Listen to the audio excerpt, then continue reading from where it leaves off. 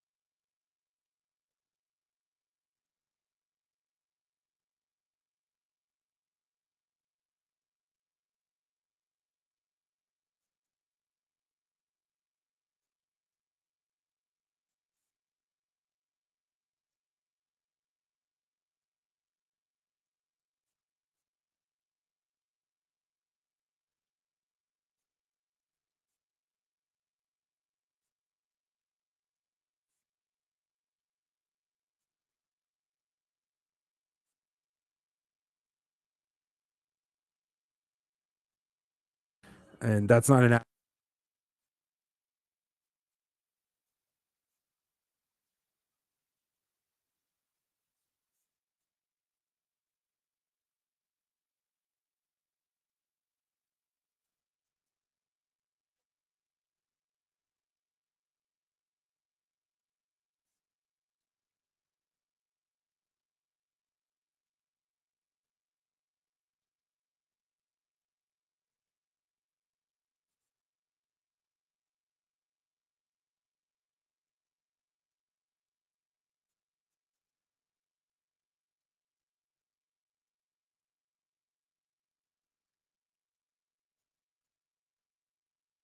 Crawford inside the distance or Canelo by decision, because Canelo is the opposite story, right? Since 2021, the value has consistently been on fights, on his fights going long. His over bets have cashed at 80% of the time, 33.9% ROI, while fight goes the distance has an even stronger ROI at 57.8%. Narrowing further, betting Canelo by decision has produced the single most profitable return at 67.1 ROI, despite only hitting 60% of the time. I feel like when you see that, it reflects the fact that decision prices tend to be juicier than other markets, rewarding bettors who bank on Canelo grinding opponents down rather than blow.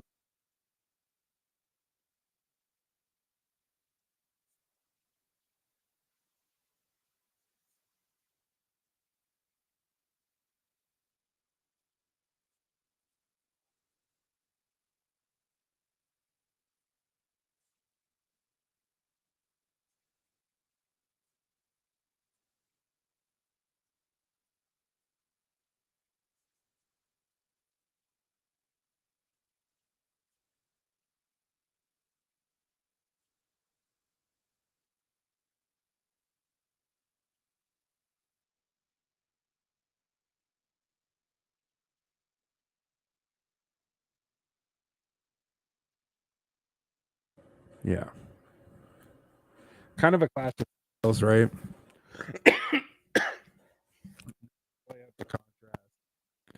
Crawford bettors profit when the fight ends inside the distance. Canelo bettors profit when the fight reaches the scorecards. This makes this matchup particularly fast.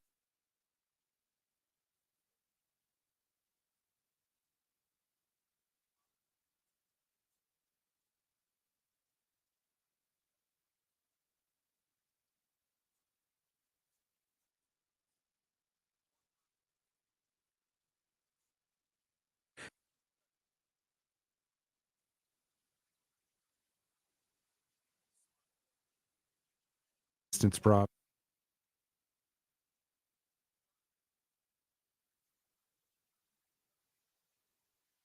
And on Crawford, I think Crawford money line isn't a bad choice. But if you're taking Canelo,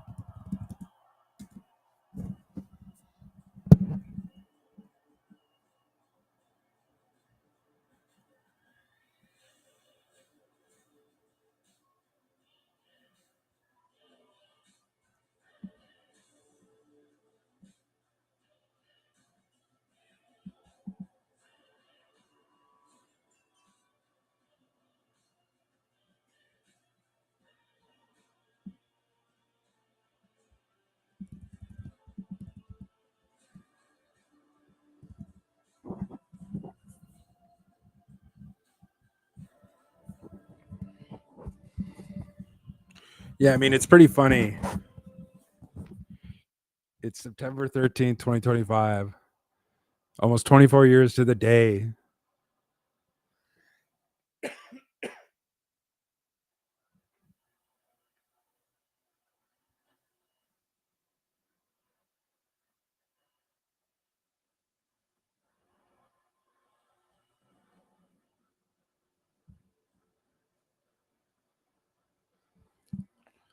Tool.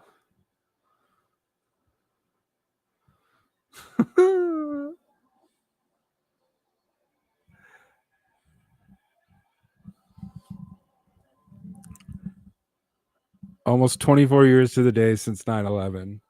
America's Never Forget Anniversary Weekend. And in Las Vegas, America's Fight Capital, the Temple of Blood and Neon, we're watching Canelo Álvarez and Terence Bud Crawford face off in the biggest boxing match in a generation. It's on Netflix because apparently now Netflix is HBO, ESPN, and the CIA all rolled into one. And who's sitting ringside? A plethora, a plethora of spooks. Mark Wahlberg, the ultimate Boston meathead, the guy who's once said he, if had he been on the 9/11 planes, things would have gone differently. He's sitting shoulder to shoulder with Turki Al Sheikh, the Saudi royal fixer who bankrolls these fights. The symbolism isn't subtle. It's like someone wrote the screenplay to make sure you got the point. 24 years ago, 15 of the 19 hijackers were Saudi. There were entire sections of the 9/11 Commission report blacked out because of Saudi money trails. Families of victims have spent decades suing the Saudi government, and now they're just not forgiven. They're guests of honor. They own the party. They're buying the house, the drinks, and the after party, and every American celebrity is smiling and clinking glasses with them.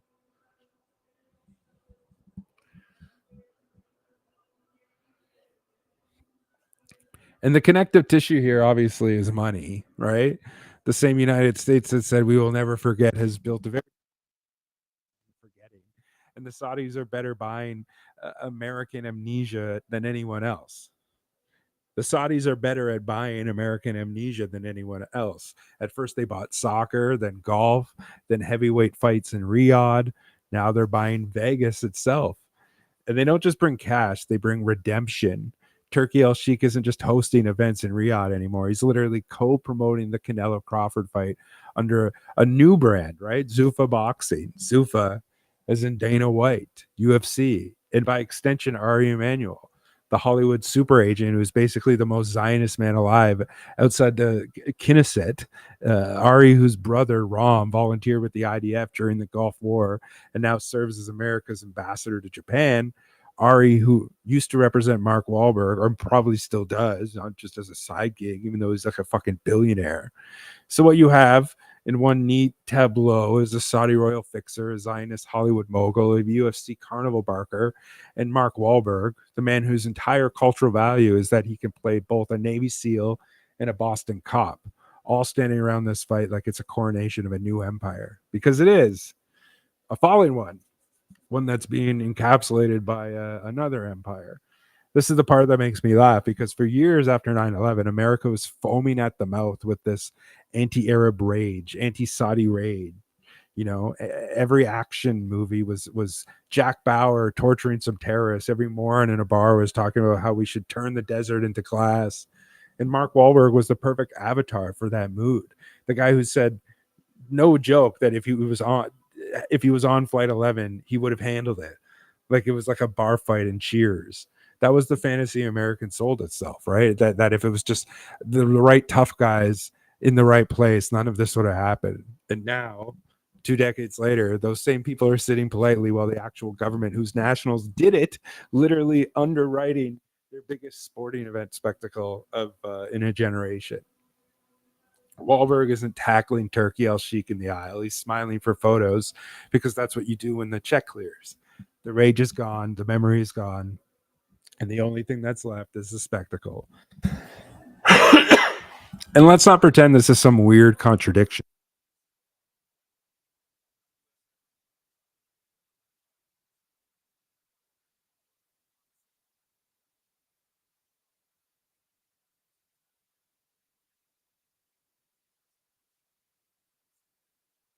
I know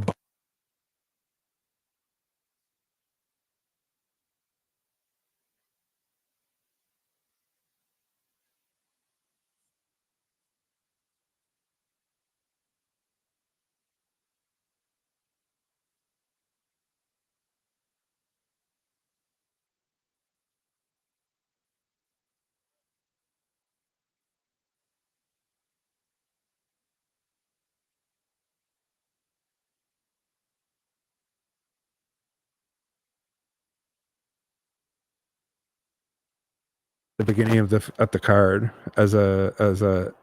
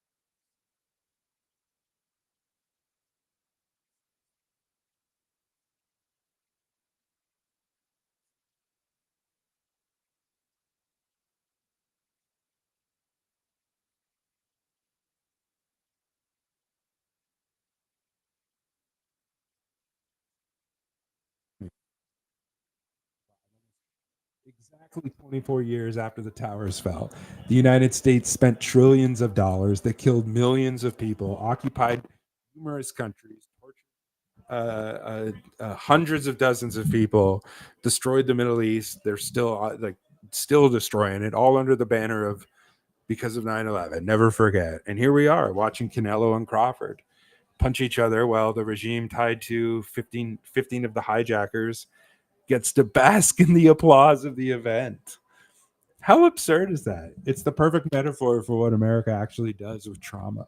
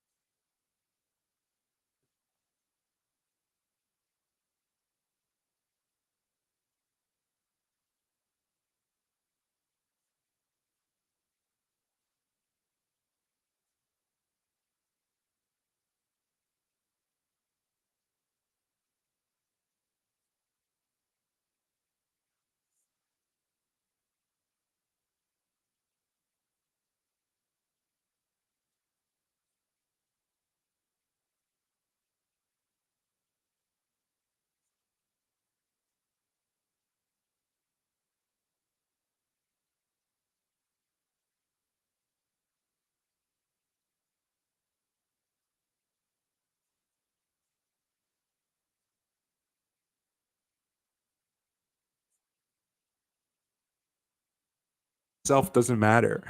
And yeah, like I said, Crawford's the finisher, Canelo's the decision, the machine. The betting angles are infinite, but the real winner is the Saudi soft power. The message is we are untouchable. We can bankroll the biggest fights in Vegas on Netflix on the weekend of 9/11, and you will not only let us, you will celebrate us. And that's the spectacle. That's the spectacle. That's the business model. And if you're looking at like Mark Wahlberg sitting there and wondering how this all happened, the answer is simple: is that the check's clear, the money came through, and here we are, folks. Canelo enters the stadium.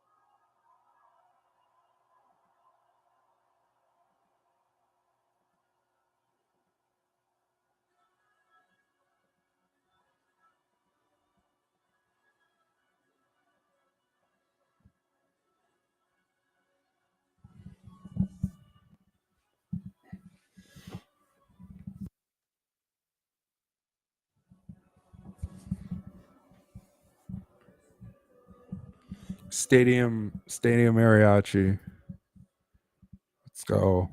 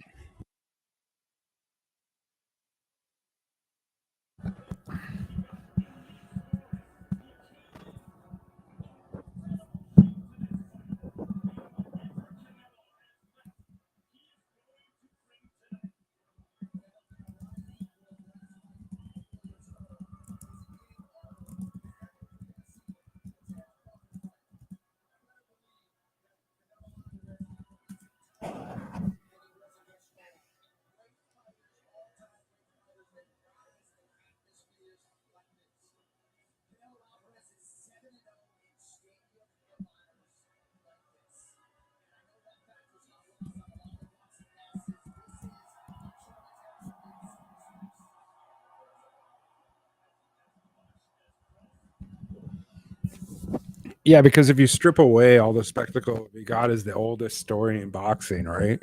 One guy's moving up and the other guy's already lived there for a while. Crawford's the smaller guy. He's coming from 135, 140, 147. He's basically walked the ladder one weight class at a time like it's fucking Donkey Kong. And at every level he's figured it out, adjusted and finished people. He's the genius kid who keeps aching harder classes, you know what I mean? And uh now he's in there with a guy who's been doing graduate school at 168 pounds for over a decade. Canelo is a natural middleweight who made super middleweight his permanent home. He's been there and with bigger men taking shots from light heavyweights, and he still looked like a brick wall. The guy's neck is thicker than Crawford's whole thigh. So the question isn't who's better, like who's the better boxer. It's does physics eventually kick in? Like the skill still trumps size when the size is literally Mexican HGA beef on legs, right?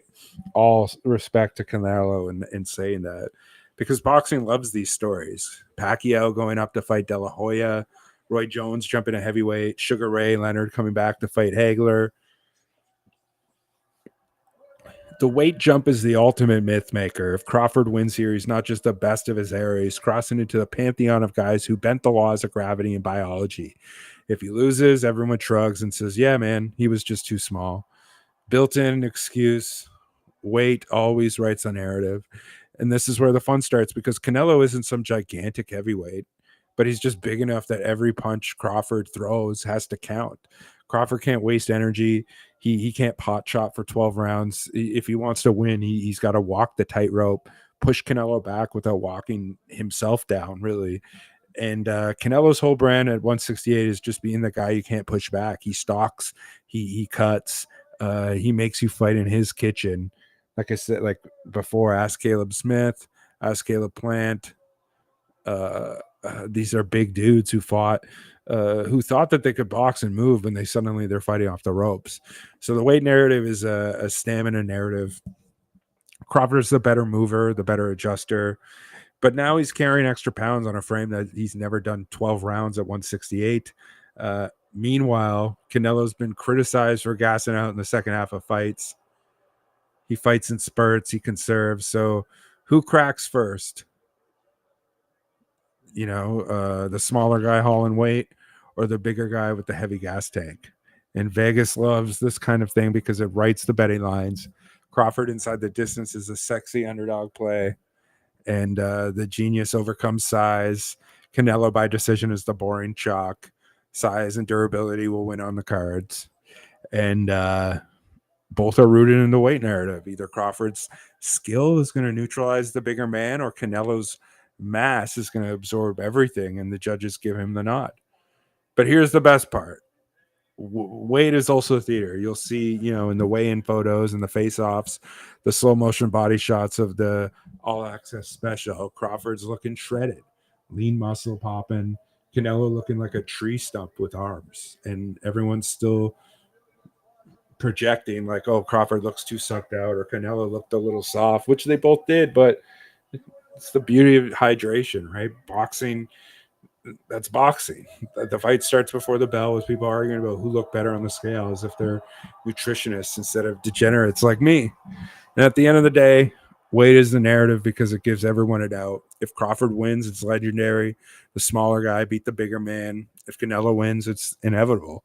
The bigger man smother the smaller one. Either way, you can spin in its destiny. That's why this fight works. It's not a clash of style. It's not as much of a clash of styles as it is a clash of physics.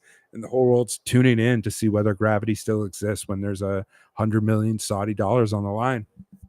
So let's go. Intros.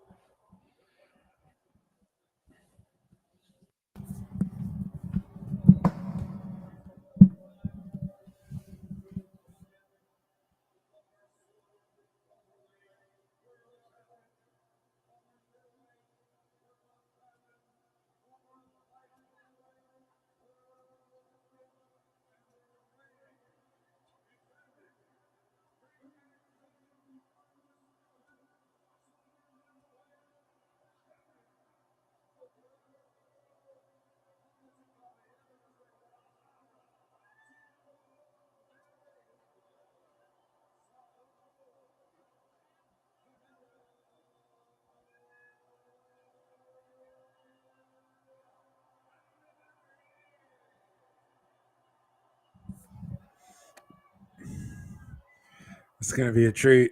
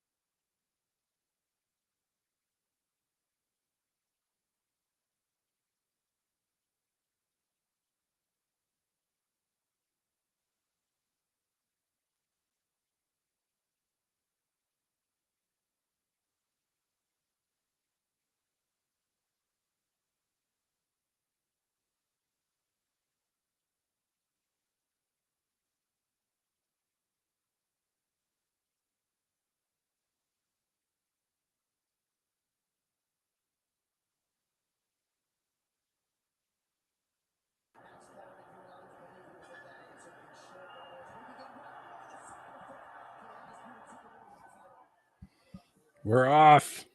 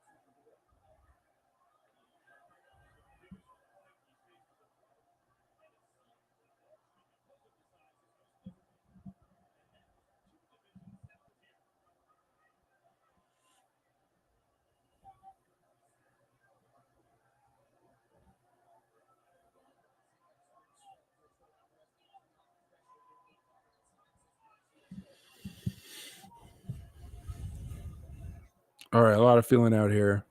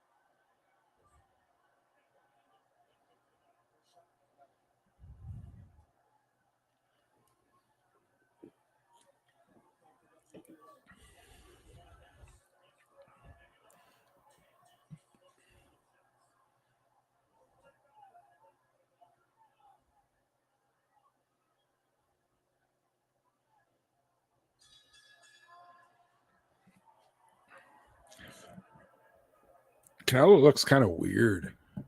Like he looks off.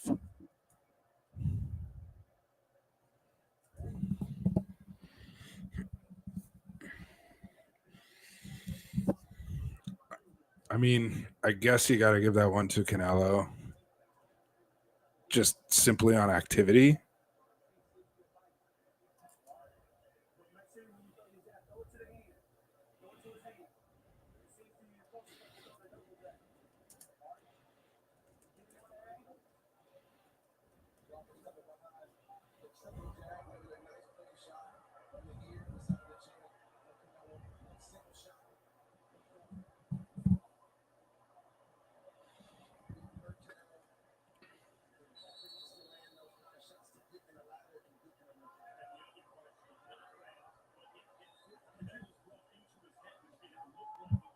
Yeah, I mean the weight cut was bad.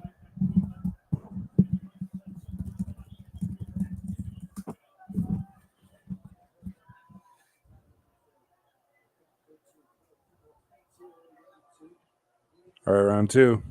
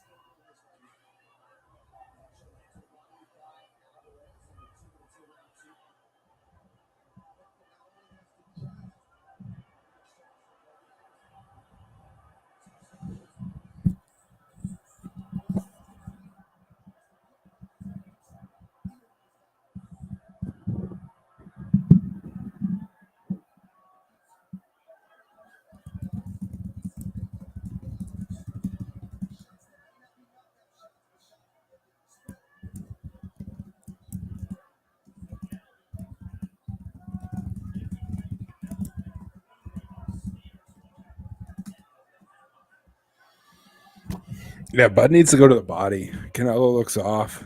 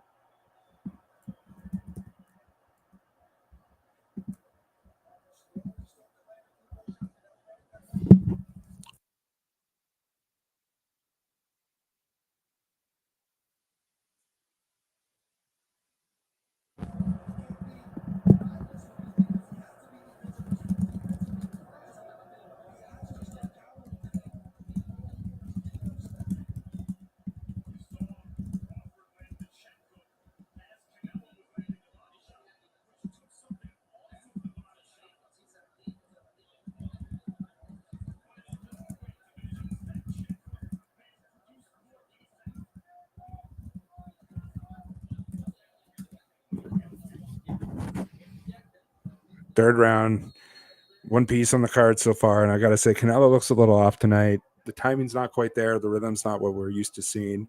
Crawford is doing exactly what he needs to do, touching the body, slowing Canelo down, making him think. What's interesting is that even though Canelo looks flat, he's still doing he's still the one stalking. He's pressuring forward, trying to control the geography of the ring, but Bud's not backing up, and he's backing up with purpose, drawing him in, setting all those traps.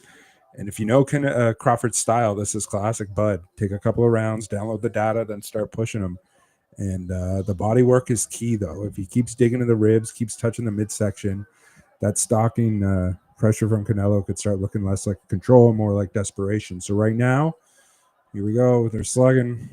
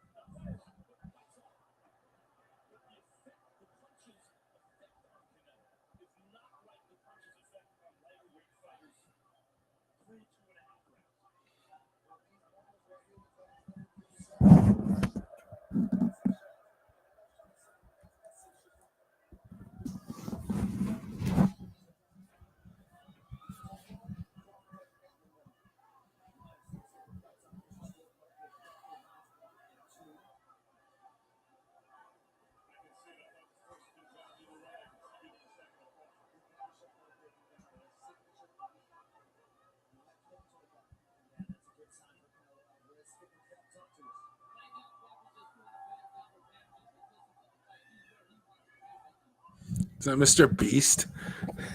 Mr. Beast beside the fucking Saudi royal family?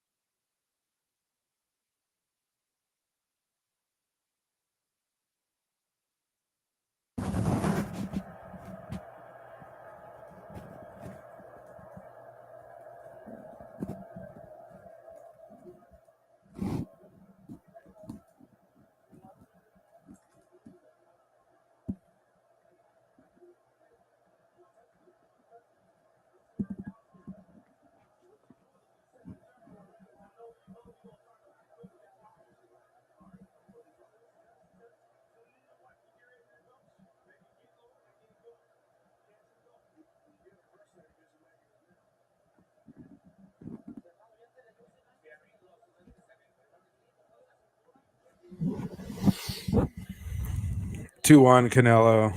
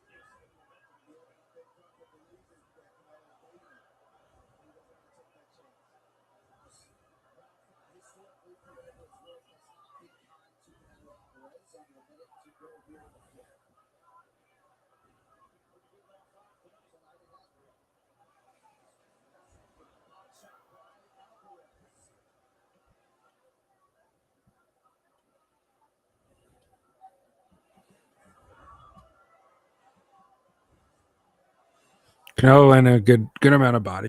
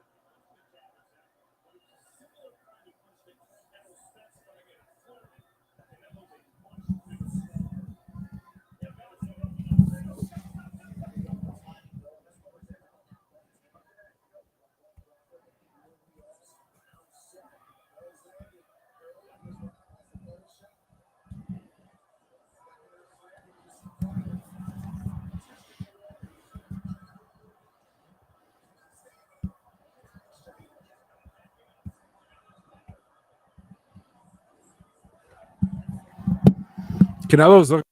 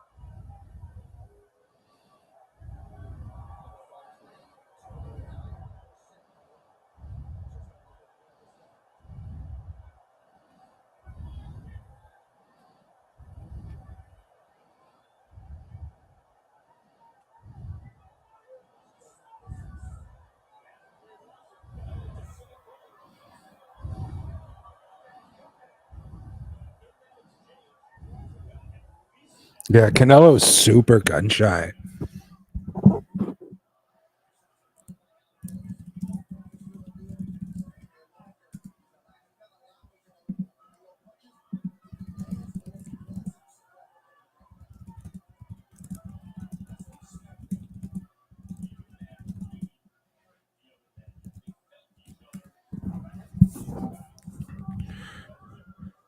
Six rounds in, three apiece.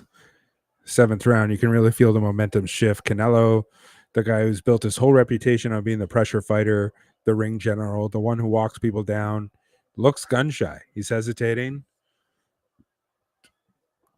The feints that used to draw counters aren't pulling Crawford out of the position. And what's so striking is the body language. Canelo's still technically the man moving forward, but he's not throwing with the same conviction. He's pawing with the jab, throwing single shots, and then waiting. That's not really Canelo. Normally he's putting combinations together, digging to the body, setting up those big hooks. Instead, he looks like a guy second guessing himself, maybe frustrated that Bud isn't giving him the openings that he usually finds. And meanwhile, Crawford is growing into the fight. This is where Bud is at his best in the middle of the rounds. Once he's gathered the data, he's switching stances, changing angles, and every time he touches Canelo with the clean shot, you can see Canelo hesitate just a little more, and the hesitation is deadly. In a close fight, the guy who looks like he's dictating the pace usually wins. The judge is over, and right now Crawford looks like he's the one who's writing the script here. 3-3, probably now 4-3. I think I'm going to say 4-3 for Bud.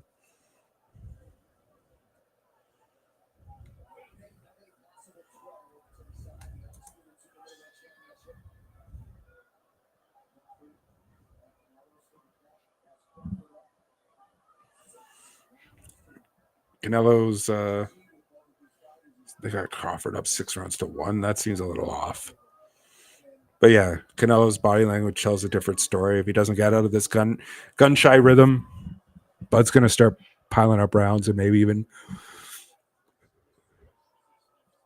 force the issue late. Excuse me. The question now is whether Canelo can shake himself out of this funk, reassert himself, or whether Crawford has already broken his rhythm for good.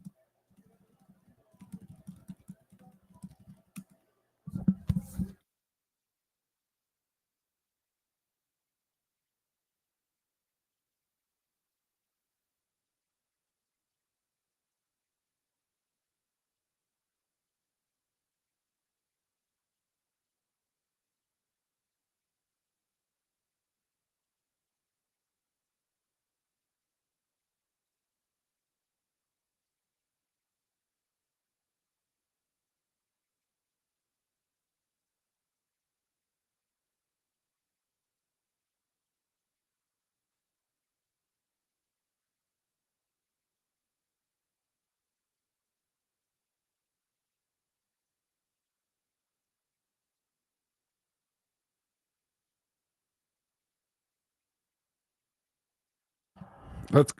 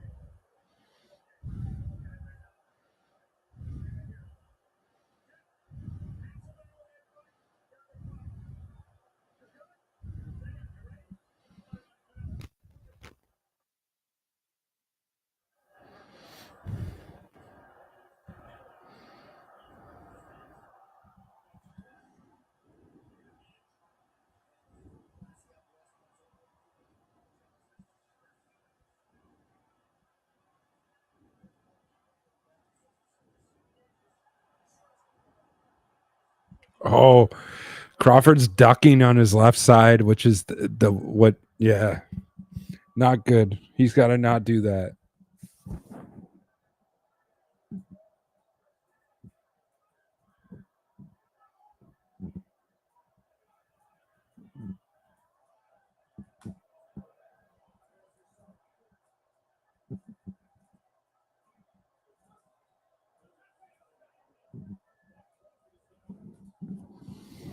Canelo killed Billy Joel Saunders doing that.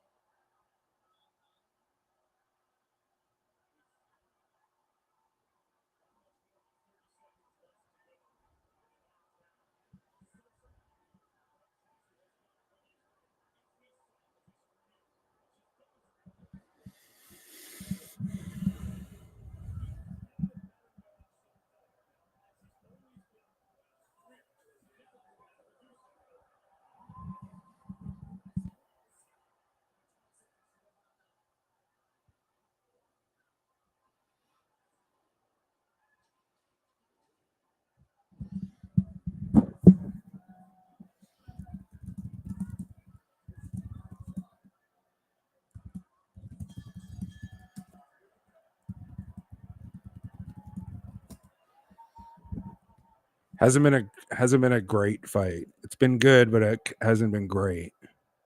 It could get great here.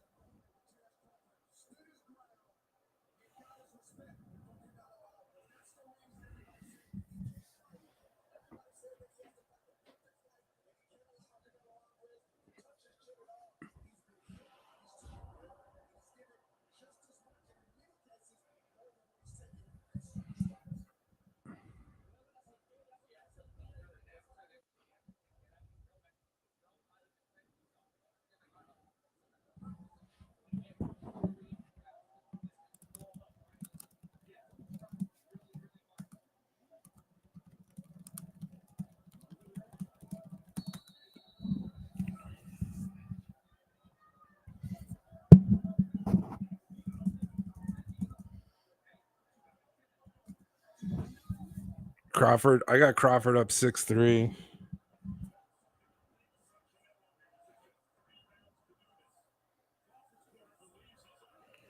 Canelo needs, I think, three to draw, knockdown to win.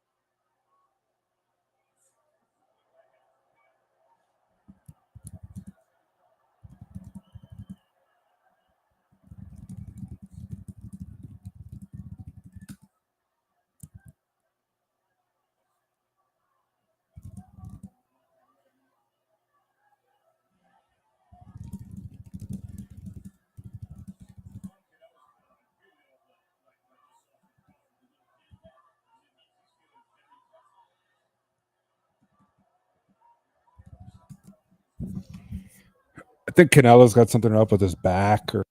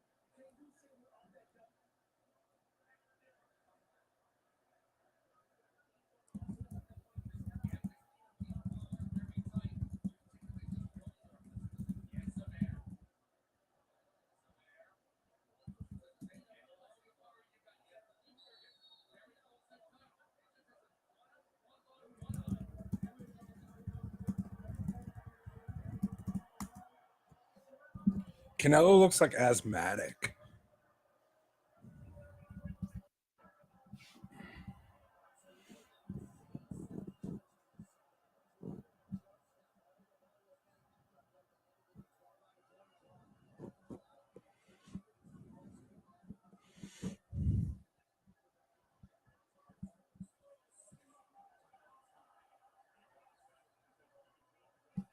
Oh, my bad.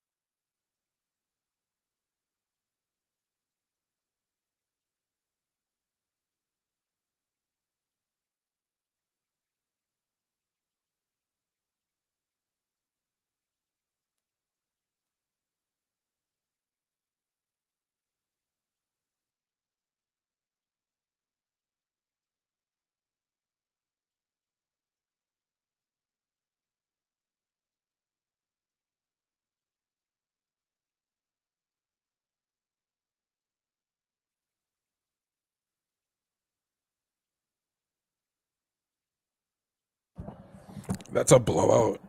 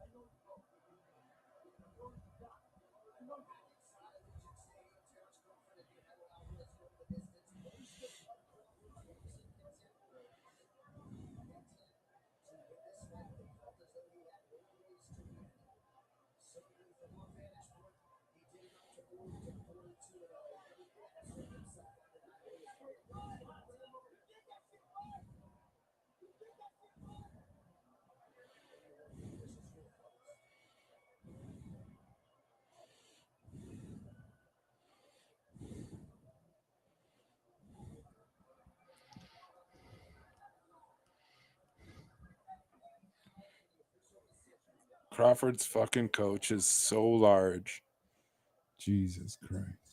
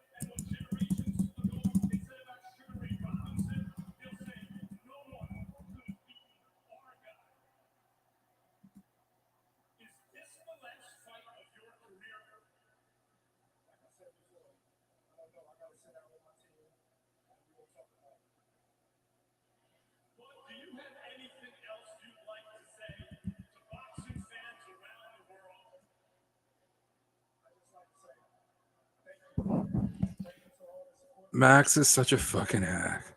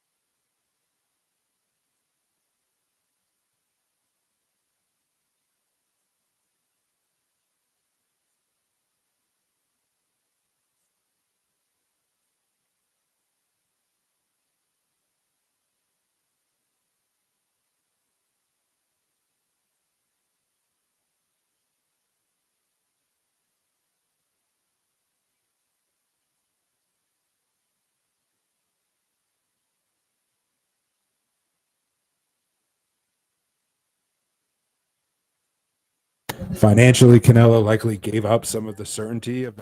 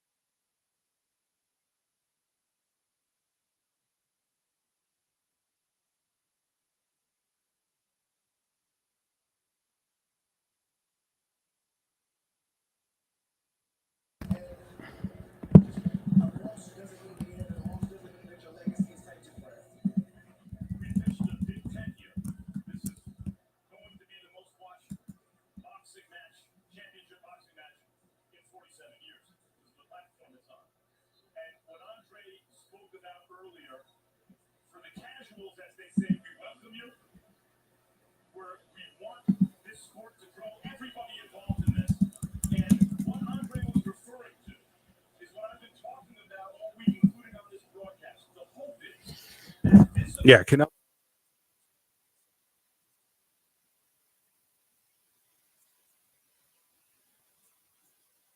It's because he's so consistent that everyone projects their own expectations onto him.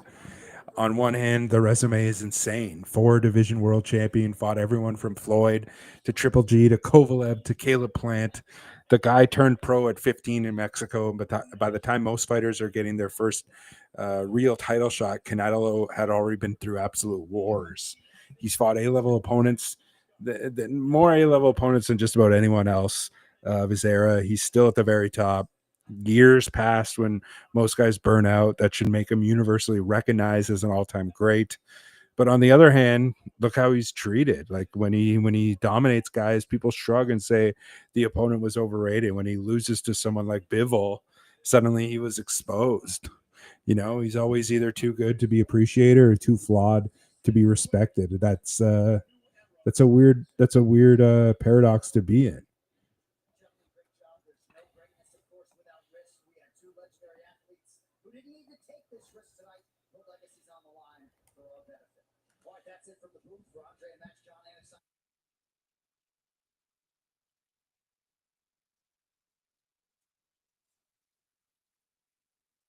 As beyond power and chin, the head movement and the ability to roll shots in the pocket, the subtle footwork that cuts off the ring without him looking like he's sprinting after you. Go back to the second Triple G fight. The man literally walked into the fire against one of the hardest punchers of his era and came out looking sharper in those later rounds. That takes guts. It takes good fight IQ, not just biceps. But he's also overrated because for years he was a golden boy cash cow. Every fight card was built around him. Every scorecard seemed to tilt his way. If you've watched boxing long enough, you've seen the Canelo scorecard phenomenon. Fights that look competitive somehow end like 118, 110. So he's had the benefit of that machine behind him, which inflated his aura. But the double standard is why he's such a fascinating figure, because fans want him to be either Mayweather level, untouchable, or Triple G style destroyer. And he's not quite one or the other. He's a hybrid. He's durable enough to go the distance with anyone, skilled enough to adapt, but not enough to transcend that like uh, to be like Bud, like in his like later part of his career. He looked human. And because of that, people swing between the extremes. If he wins, he's boring. If he loses, ah, he's washed. And let's be honest, the myth of Canelo as a knockout artist has never really lined up with the data. His money has been grinding guys down and winning decisions. The power is there, but it's more attritional than explosive. That's why betting Canelo by decision has historically been the way most profitable than hitting him on the inside the distance prop. It tells you the truth of his style, calculated, disciplined, not reckless. But that's also why casual fans sometimes walk away disappointed, because he doesn't always give them the highlight reel knockout that they expect. Then there's the question of legacy. Is he the best Mexican fighter ever? That's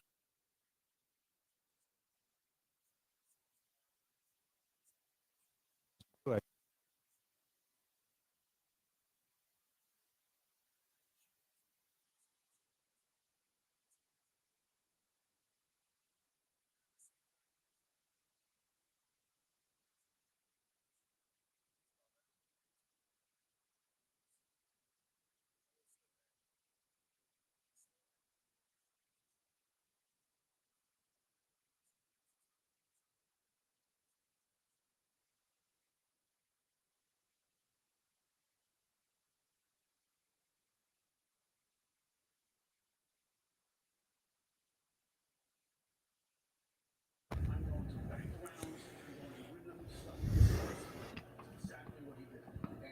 and that the endurance counts, because if he wasn't Canelo, if he was some American fighter with the same exact resume, the media would never shut up about him.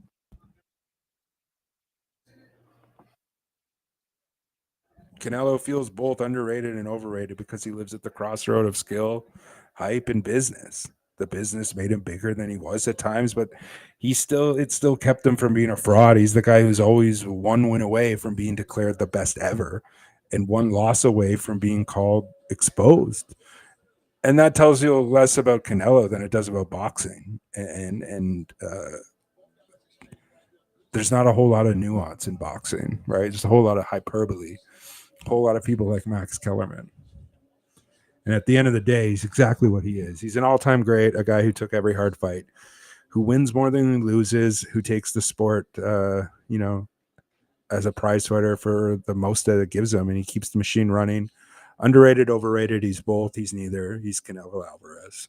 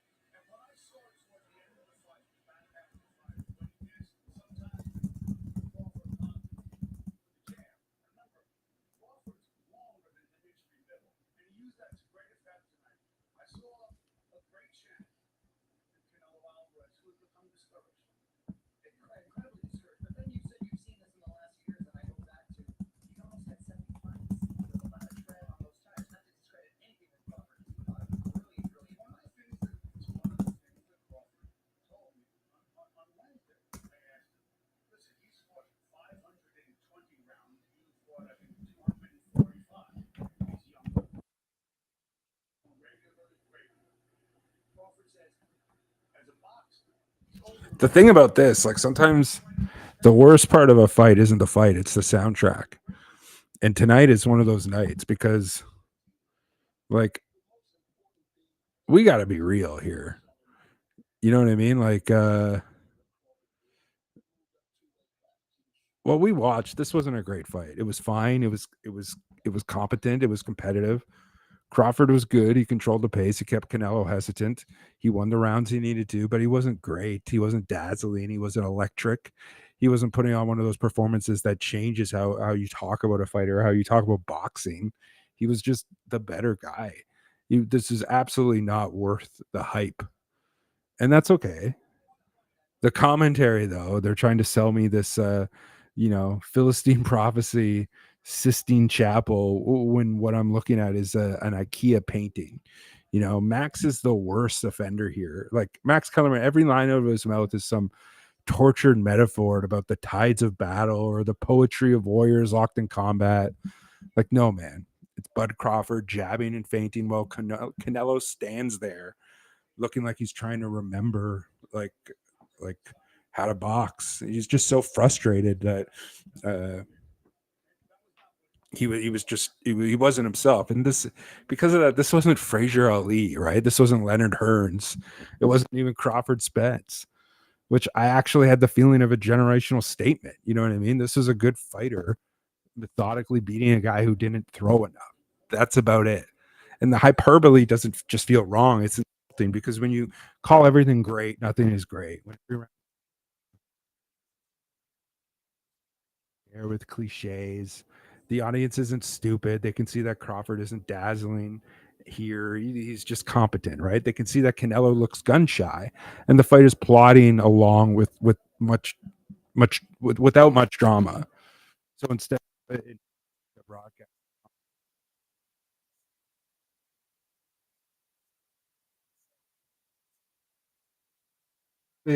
part of that is boxing, and there's an aspect of it where boxing has this like desperate need for narrative. Every big fight has to be sold as a clash of legends, a battle that will echo through time, that like the world stopped for this fight.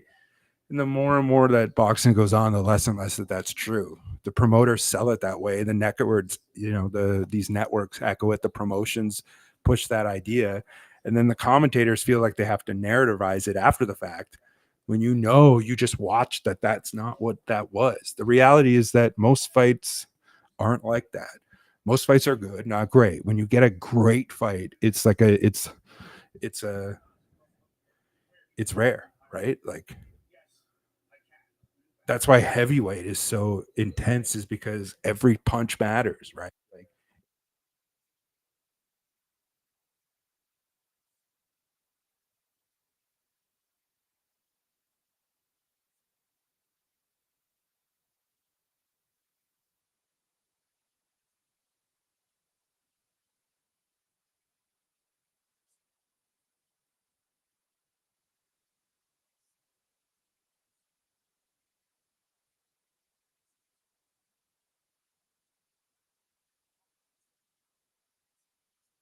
okay, but not special. Not doing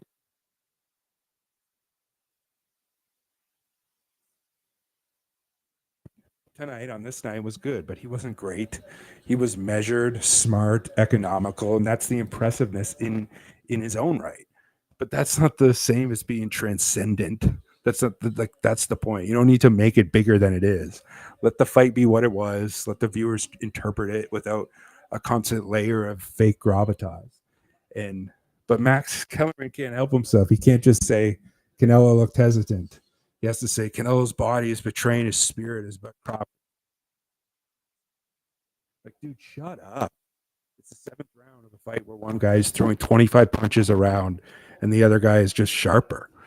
You don't need to cosplay like it's some epic poetry.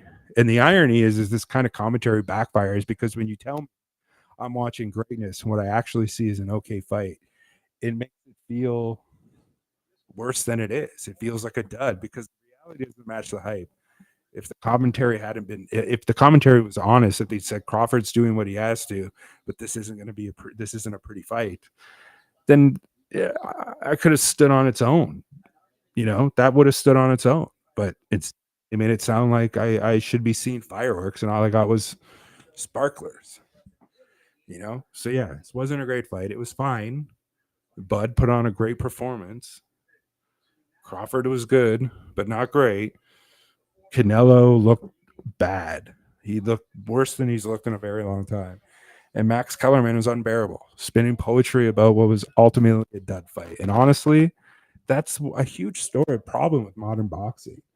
The fighters are solid, the promoters are shameless, and the commentary is permanently stuck on this like epic legacy mode. And it makes you hate the soundtrack more than the fight itself because it's just like you're just like being nostalgic for the sake of nostalgia. You're not actually saying like what's right in front of you.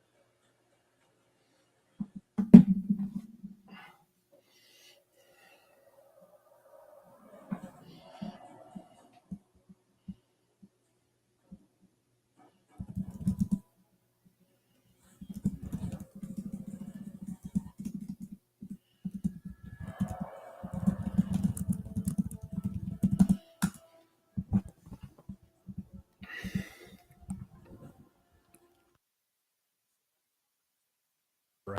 Here's the thing. It wasn't great. It wasn't historic.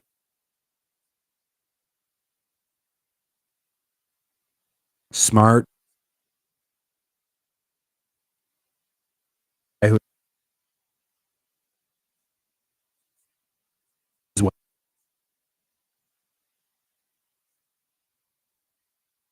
outboxed.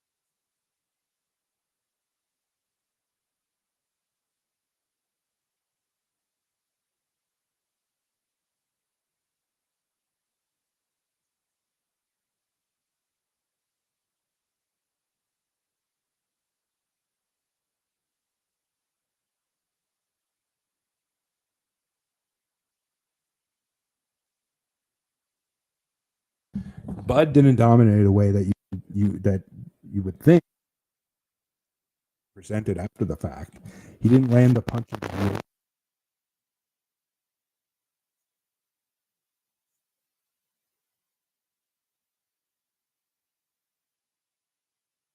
clocking out of work, and it's impressive. It's elite, but it's not myth making. And boxing, especially with all the money poured in from Saudi Arabia, needs myth making. So the commentary fills that gap. But the myth doesn't stop with the commentary, right? The myth is the timing. September 13th, 2025, almost 24 years after 9/11, the entire war on terror, the entire the entire post 9/11 security state, all that Islamophobia, all the trillions of dollars spent, all of it justified by pointing at Saudi Arabia and saying, never forget. And yet here we are in Las Vegas, 24 years later, the House of Neon and Green, hosting the Saudis as guests of honor. And they're not just tolerated, they're celebrated. They're co promoters. They've gone from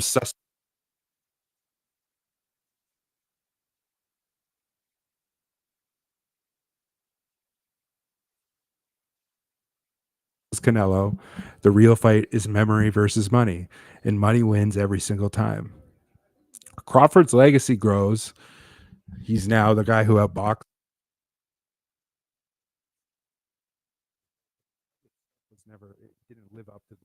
strategy because it wasn't that kind of performance. It was a smart tactical win, which is fine, but paired with the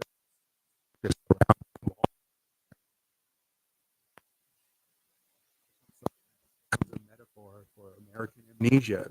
Because what you just watched wasn't Crawford beating Canelo. You watched America's trauma economy at work. You watched 9/11, the endless wars, the never forget slogans.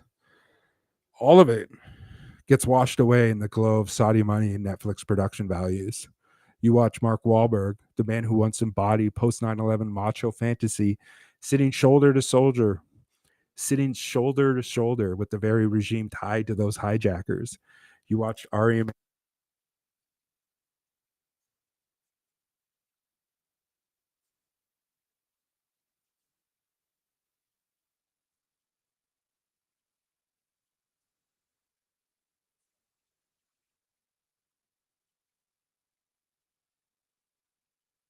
hesitant. The judges had it clear.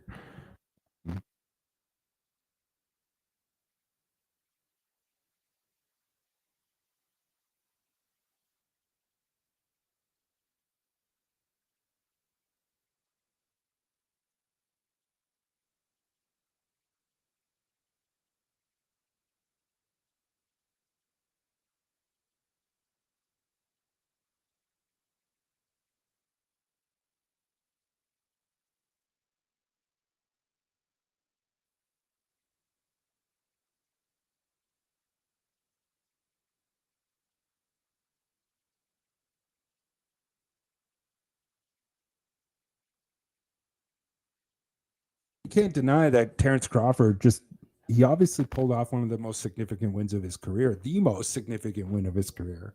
Outpoint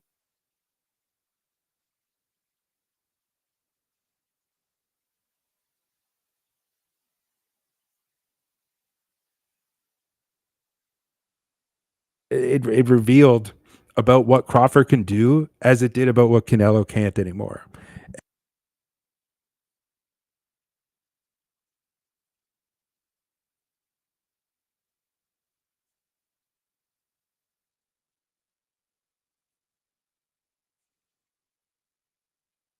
Tone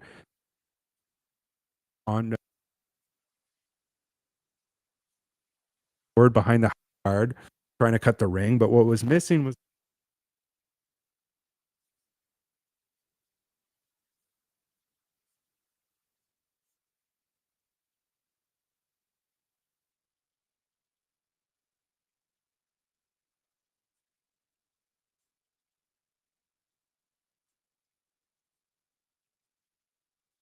edge. And the fight really shifted in the stretch between the fourth and like sixth round. Crawford began really big by making Canelo miss and pay. And his jab wasn't just like a range finder, it was a scoring tool. He landed upstairs and he landed downstairs. And more importantly, he disrupted Canelo's rhythm. Canelo had his moments in these rounds and a few solid body shots and a heavy hook in the fifth, but he couldn't up really. Every time he landed, Crawford smothered the follow up or pivoted out of range. He had just superb footwork. You could see, and because of that, you could see Canelo getting frustrated, not because he was taking old momentum.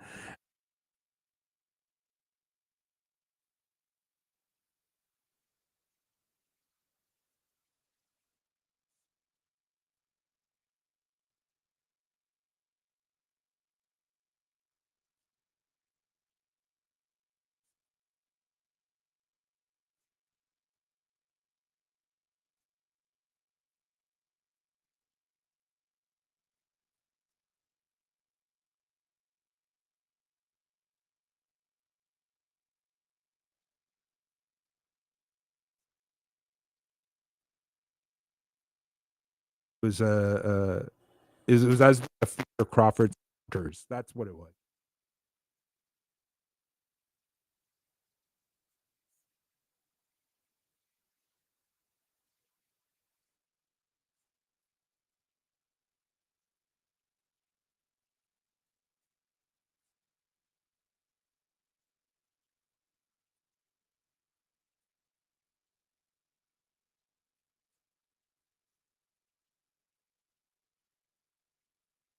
and that's not winning championship level rounds. Uh, and then again by the end of the ninth, Crawford had a firm lead on any firm sore card.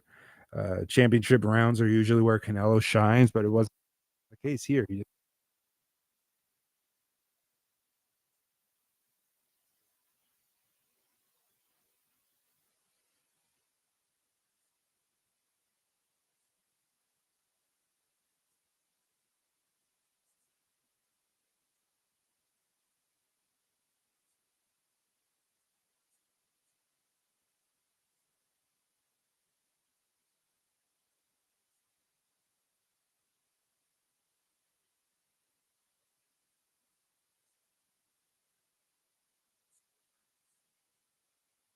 blow out by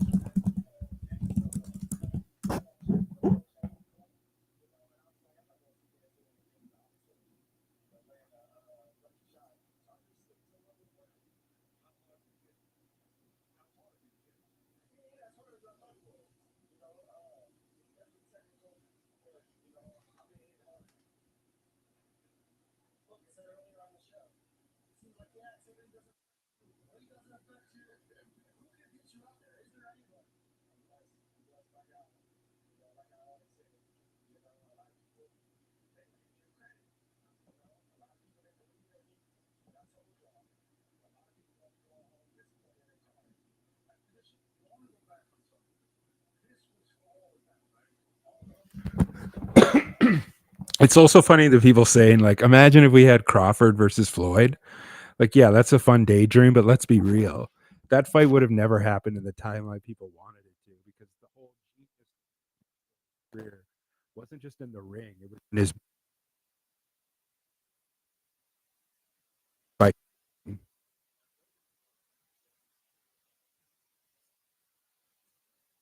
offensive fighter ever.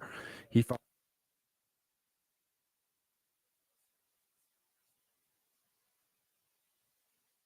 Uh, he was also the best project manager boxing's ever seen.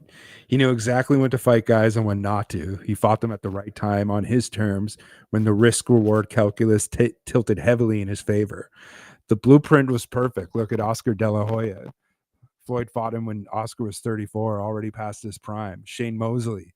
Floyd fought him at 38 after Mosley had been through wars. Manny Pacquiao. The fight marinated for 6 years. By the time it happened in 2015, Pacquiao had been knocked cold by Marquez and slowed down considerably. Floyd wins a clear but safe decision, and then everybody gets to argue in the barbershops about what could have happened if they fought in 2010.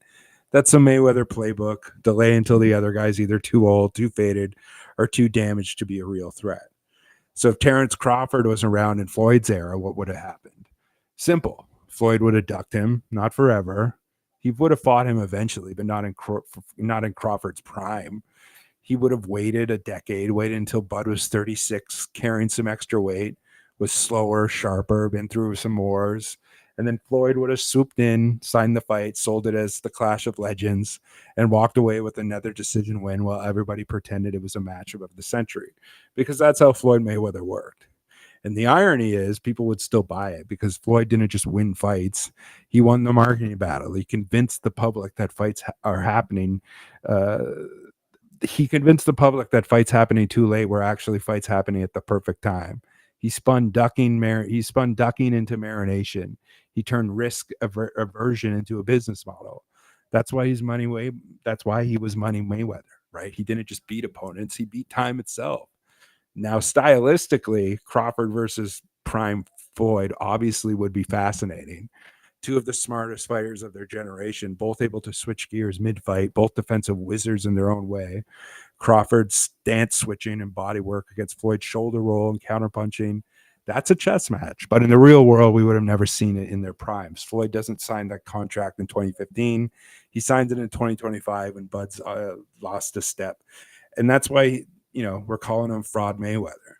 That it has some stick to it. Not because Floyd wasn't brilliant, he was as a boxer, but because his brilliance was never just in the ring. It was in knowing how to avoid risk until the fight was safe to make. That's why he's undefeated. That's why fans look back at his era with both awe and frustration because, yeah, he got the wins, he got the highlights, but he also, the fans got robbed of seeing him against the very best of the best at their time. And Crawford, it would have been no different. Floyd would have strung everyone along with health comes first, made 100 excuses, and then cashed out years later.